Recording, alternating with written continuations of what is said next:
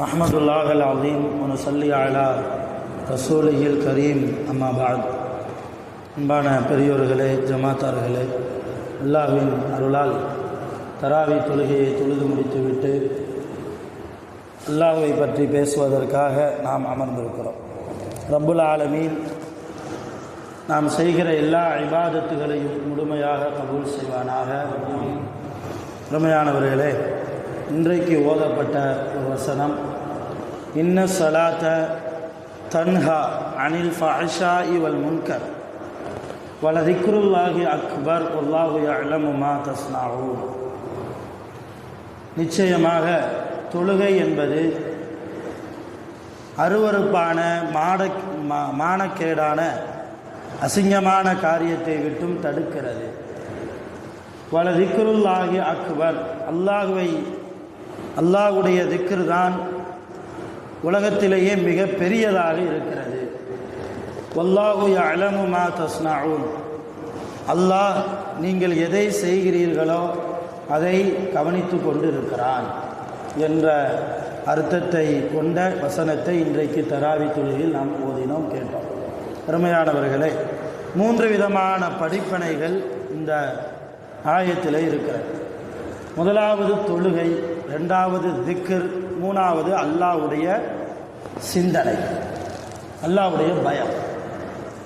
இந்த 3 படிப்பனைகளையும் உலகத்தில் எந்த ஒரு மூமின் படிப்பனையாக எடுத்துக்கொண்டு தன் வாழ்க்கையில் நடைமுறைக்கு கொண்டு வருகிறாரோ அவர் இந்த உலகத்திலும் சரி, நாளை மறுமையிலும் வெற்றி பெற்ற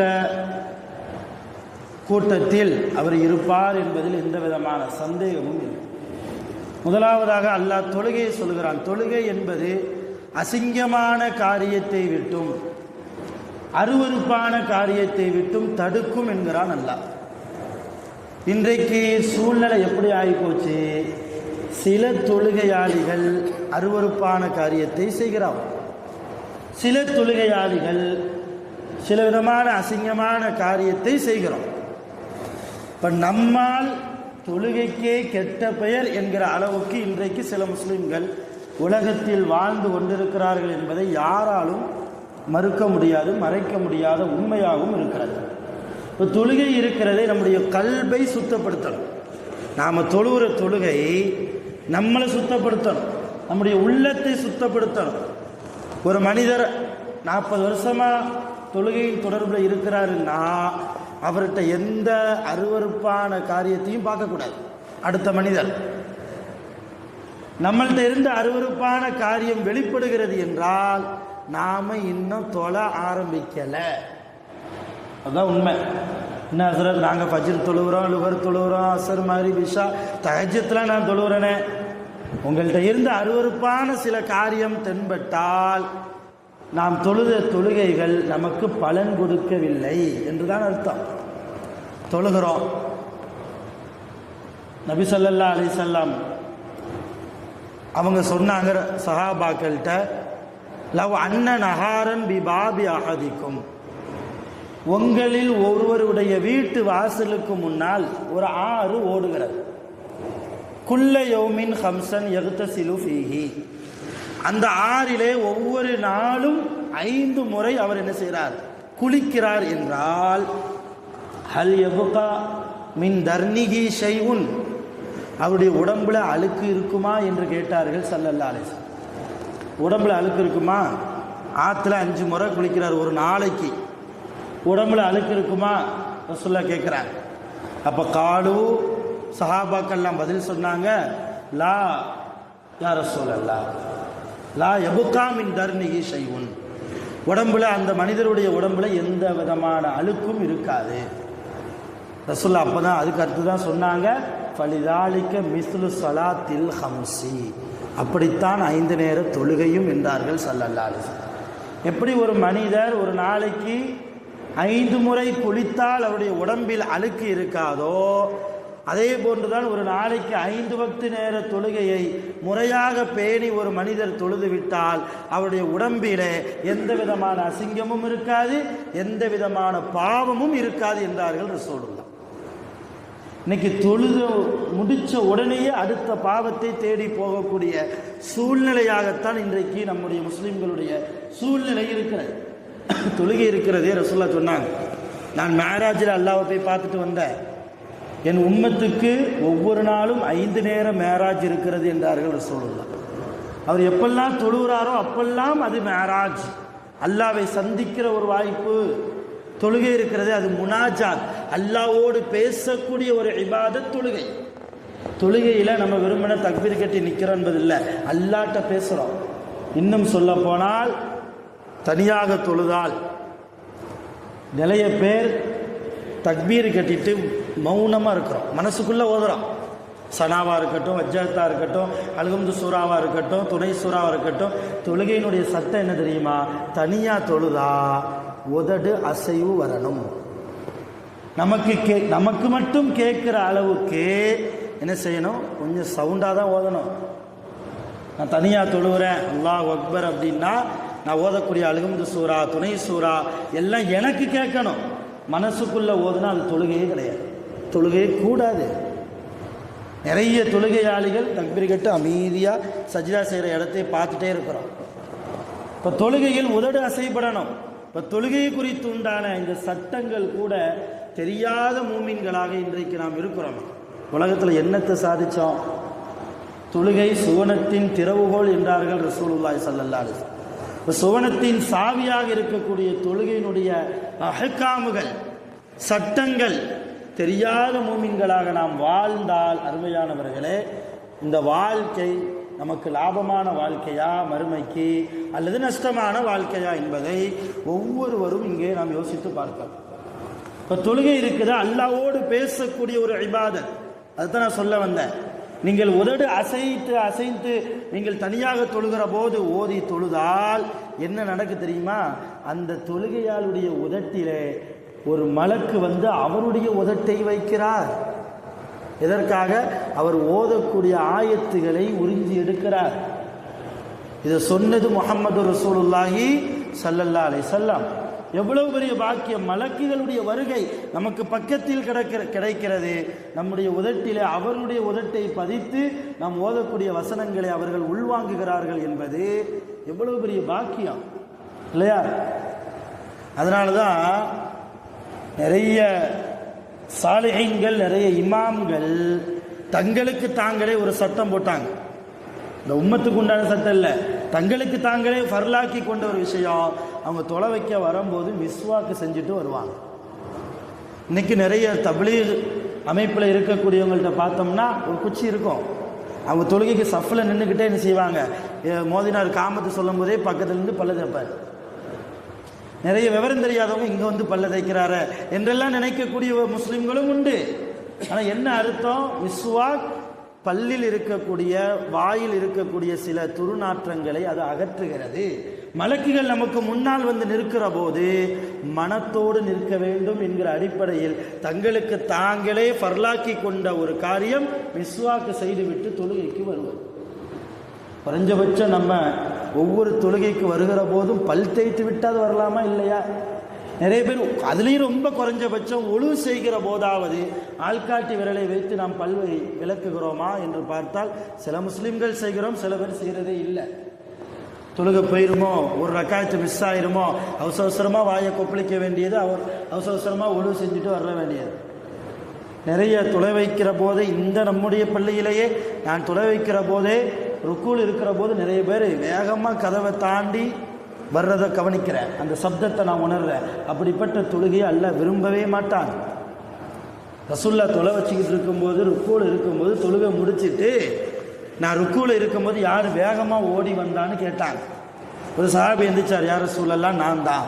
ஏன் இவ்வளவு அவசரம்? எதற்காக இவ்வளவு வேகமாக பள்ளிவாசலுக்குள் வருகிறீர்கள்? யார் ரசூலல்லாஹ், உங்களோடு அந்த ஒரு ரக்காத்து மிஸ் ஆயிடக்கூடாதே, ஒரு ரக்காயத்து மிஸ் ஆகிடக்கூடாது என்கிற அவசரத்தில் வந்தேன். வேண்டான்னு நாங்கள் ரசூலுல்லாஹ். இங்கே பள்ளிவாசல் வருகிற போது கம்பீரத்தோடு வரணும், வேகத்தோடு வரக்கூடாது. பூமி அதிருகிற அளவுக்கு உங்கள் பாதங்களை வேகமாக வைத்து ஓடி ஓடி பள்ளிவாசலுக்கு வந்து இமாம் சமியல்லா உலிமன் அமிதான்னு சொல்லிட்டா ஒரு ரக்காயத்து மிஸ் ஆயிருமே, அந்த தொழுகையை அல்லாஹ் நேசிப்பதே இல்லை. நிதானத்தோடு தொழுவது, இமாம்களோடு சேர்ந்து தொழுவது, தனியாக தொழுகிற போது உதட்டை அசைத்து தொழுவது, அல்லாவோடு நான் பேசுகிறேன் என்கிற நினைப்பில் தொழுவது, இந்த தொழுகையாக நம்முடைய தொழுகை இருக்கிறதா? அருமையானவர்கள், எத்தனை வருஷம் தொழுது இருக்கிறோம்? 80 வருஷம், 60 வருஷம், 40 வருஷம், 30 வருஷம் தொழுகக்கூடிய தொழுகையாளிகளாக இருக்கக்கூடிய நாம், நம்முடைய தொழுகை உயிரோட்டமான தொழுகையாக இருக்கணும். நாளை கியாமத்தில் நம்முடைய தொழுகை ரப்பிடத்தில் பரிந்து பேசணும். யா அல்லாஹ், என்னை இவன் செய்தான், உன்னை அவன் வணங்கினான். கபூரில் ரசூலுல்லாஹ் சொல்றாங்க, ஒரு ஆளை கொண்டு போய் வச்சுட்டா ஒரு உருவம் வருமா, பார்ப்பதற்கே அசிங்கமான உருவம். அந்த உருவத்திலிருந்து அவ்வளவு துர்நாற்றம், வாடை, கெட்ட வாடை வீசுமா. அந்த மையத்து கேட்பாரா, மண் அன்ட்ட, உன்னை நான் பார்த்ததே இல்லையே, பார்க்கறதுக்கே ரொம்ப விகாரமாக கோரமாக இருக்கிய, அசிங்கமாக இருக்கிய, நீ யார்? அந்த உருவம் சொல்லுமா, நான் தான் நீ செய்த தீமைகள், உலகத்தில் நீ செய்த தீமைகள் நான் தான். என்னை செஞ்சில, ரசிச்சு ருசிச்சு என்னை செய்தாய். எத்தனை பொய் பேசியிருப்பாய், எத்தனை முறை புறம் பேசியிருப்பாய், எத்தனை முறை மது குடித்திருப்பாய், எத்தனை முறை ஹராமான காரியங்களை செய்திருப்பாய். தொழுகை நடக்கிற போது தொழாமல் வீட்டில் உட்கார்ந்திருந்தா இல்லையா, அதுதான் நான். இப்போ அனுபவி, பக்கத்தில் வந்து உட்கார்ந்துக்கிடும். இந்த துர்நாற்றம் தாங்க முடியாமல் அந்த கபராளிக்கு மிகப்பெரிய வேதனை கொடுக்கப்படும். அல்லாஹ்வுடைய ரசூல் சொல்றாங்க, இது கெட்ட மனிதருக்கு. நல்ல மனிதருக்கு நல்ல உருவம் வரும், சாலிஹான முறையிலே பார்ப்பதற்கே கண்ணுக்கு குளிர்ச்சியாக கஸ்தூரி மனம் கமழுகிற அளவுக்கு அவருடைய கபருக்கு வருகை தருகிற போது அந்த கபராளி கேட்பார், மன்னன்ட்ட நீ யார்? உன்னை நான் பார்த்தது இல்லையா, பார்க்கறதுக்கு நல்லா இருக்கிய, நல்ல மனமாக இருக்கிய, என்னுடைய கபருக்கு நல்ல ஒளிமயமாக இருக்கிய, ரொம்ப பிரகாசமான உருவம். அப்போ அந்த உருவம் சொல்லும், நான் தான் நீ செய்த நல்ல அமல், நீ தொழுத தொழுகை நான் தான், நீ கொடுத்த ஜக்காத்து நான் தான், நீ கொடுத்த தான தர்மம் நான் தான், நீ நோற்ற நோன்பு நான் தான், நீ ஓதிய குர்ஆன் நான் தான். எல்லா நல்ல காரியத்திற்கும் அல்லாஹ் உருவத்தை கொடுத்து என்னை அனுப்பியிருக்கிறான். அல்லாஹ்வின் நல்லடியாரே, அல்லாஹ் உனக்கு சுபசோபனம் வைத்திருக்கிறான், உன் பக்கத்திலேயே நான் கியாமத் நாள் வரைக்கும் இருக்க வேண்டும் என்று அல்லாஹ்வுடைய உத்தரவு. சந்தோஷமாக உறங்குவார் அந்த கபராளி. இப்போ நம்முடைய கபருக்கு நல்ல உருவத்தை கொண்ட நல்ல தொழுகையை நாம் என்ன செய்யணும்? உலகத்தில் வாழுகிற போது தொழணும். நல்ல உருவமாக அல்லாஹ் நமக்கு தருகிற குர்ஆனை ஓதணும், நிறைய ஜக்காத்து செய்யணும், நிறைய சதக்காக்கள் அதிகமாக கொடுக்கணும், அடுத்தவர்களுக்கு முக்கியமாக தீங்கி இழைக்காமல் இருக்கணும். அஹ்சின் கமா அஹ்ஸனல்லாஹு இலைக், நேற்று தராவில நம்ம ஓதணும், அஹ்சின் கமா அஹ்ஸனல்லாஹு இலைக், அல்லாஹ் உங்களிடத்தில் எப்படி அழகாக நடக்கிறானோ அதே போன்று நீங்களும் பிற மக்களிடத்தில் அழகாக நடங்கள். உங்களுக்கு தீமையே செஞ்சாலும் பரவாயில்ல, நல்லா நடங்க, அழகா நடங்க. அல்லாஹ் அழகானவன், அவன் அழகைத்தான் விரும்புகிறான், நல்ல அழகான நடைமுறையைத்தான் அல்லாஹ் விரும்புகிறான். நீ எனக்கு தீமை செஞ்சியா பரவாயில்ல, அல்லாஹ் உன்னை பார்த்துக்கிடுவான், நான் உன்கிட்ட நல்ல விதமாக தான் நடப்பேன். இந்த வாழ்க்கை சாலிஹீன்களுடைய வாழ்க்கை, இந்த வாழ்க்கை நபிமார்களுடைய வாழ்க்கை, இந்த வாழ்க்கை சஹாபாக்களுடைய வாழ்க்கை, இந்த வாழ்க்கை அவுலியாக்களுடைய வாழ்க்கை. நம்முடைய வாழ்க்கை கொண்டு போகும்போது எதையும் கொண்டு போக போகிறதில்லை. அண்ணா கயிறை கூட அவுத்துட்டு தான் விடுவாங்க இல்லையா? உடம்புல எந்த ஒரு ஆடையும் இருக்காது, எந்த ஒரு அணிகலன்களும் இருக்காது. போகிற போது வெறுங்கையை வீசிக்கொண்டு தான் போகிறோம், நன்மைகளை கொண்டு போகணும். நாங்கள் சொல்ல வந்தது, அல்லாஹ் சொன்னது, இன்ன ஸலாத்த தன்ஹா அனில் ஃபாஹ்ஷாஇ வல் முன்கர், தொழுகை அசிங்கமான காரியத்தை விட்டு தடுக்கும். நம்முடைய தொழுகை அசிங்கமான காரியத்தை விட்டு நமக்கு தடுக்கிறதா? பாவமான காரியத்தை விட்டு நம்மை தடுக்கிறதா? தடுக்கலைன்னா நம்ம தொழுகையை சரி பண்ணணும். நம்ம தொழுகையே சரி பண்ணாமல் இன்னைக்கு அடுத்த ஆளுடைய தொழுகையே கவனிக்கிறோம். அவர் நிற்கும்போது எப்படி நிற்கிறார், அவர் ருக்கு போகும்போது எப்படி ருக்கு போகிறார், அவர் சஜிதாவுக்கு போகும்போது எப்படி சஜிதாவுக்கு போகிறார். இவர் தொழும் போதே சிந்தனை வேற எங்கேலாமோ போகும், ஆனால் அடுத்த ஆளுடைய தொழுகையை கவனிக்கிறார். அவர் அத்தையாத்தில் எப்படி ஆள்காட்டி வரல என்ன செய்கிறார் இல்லையா? இதெல்லாம் நமக்கு தேவையே இல்லை. நம்ம தொழுகையே கூடுமா? நம்ம தொழுகையே தக்வா உள்ள தொழுகையாக இருக்குதா, இஹ்லாஸுடைய தொழுகையாக இருக்குதா தெரியாது. அப்படி இருக்கிற போது அடுத்த மனிதர்களுடைய அமலில் நமக்கு என்ன வேலை? அவங்க செய்கிற நன்மை அவர்களுக்கு தான், அவங்கவுங்க செய்கிற தீமையும் அவங்களுக்கு தான். அடுத்தவருடைய அல்லாஹ் குர்ஆன்ல வலா தஸிரு வாசிரத்தும் விஸ்ர உஹ்ராங்கிறான். அடுத்தவருடைய தீமையை இன்னொரு மனிதன் மீது நாம் சுமத்த மாட்டோம். யார் தீமை செஞ்சாங்களோ அவங்களுக்கு அந்த தண்டனை தான், அவங்களுக்கு தான் தண்டனை, அடுத்தவங்களுக்கு இல்லை தண்டனை. அதனால் நம்ம தொழுகையை நாம் சரி பண்ணுவோம்.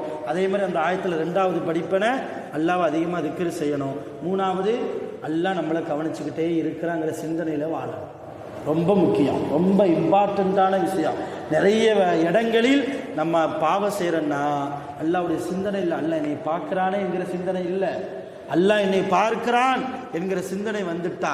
இமாம் அஹ்மது பின் ஹம்பல் ரஹ்மத்துல்லா குளிக்கும் போது கூட ஆடையோடு தான் குளிப்பாங்களாம். ஹம்பலி மதுகப்புடைய இமாம் குளிக்கும் போது கூட ஆடையோடு தான் குளிப்பாங்களாம். ஏன் இப்படி குளிக்கிறீங்க? தொப்புலேருந்து முட்டுக்கால் வரையும் மறைச்சா போதும் இல்லை? அவங்க சொல்லுவாங்களா, நான் மறைச்சா போதும்னா, ஆனால் என்னுடைய நெஞ்சை அல்லாஹ் பார்ப்பானே, நான் என் உடம்பில் உள்ள அழுக்குகளை அகற்றுகிற போது, என்னை அறியாமலேயே ஆடைகள் விலகிற போது என்னுடைய மானங்களை அவுரத்தை அல்லாஹ் பார்த்து விடுவானோ என்கிற வெட்கம்.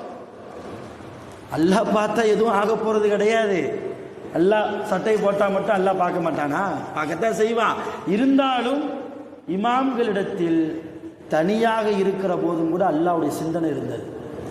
இன்றைக்கி நம்மள்கிட்ட பாவங்கள் தீமைகள் நிறைய பெருகி போச்சுன்னா மிக முக்கியமான காரணம் அல்லாஹ்வுடைய சிந்தனை இல்லாமல் முஸ்லிம்கள் வாழ்கிறார்கள்.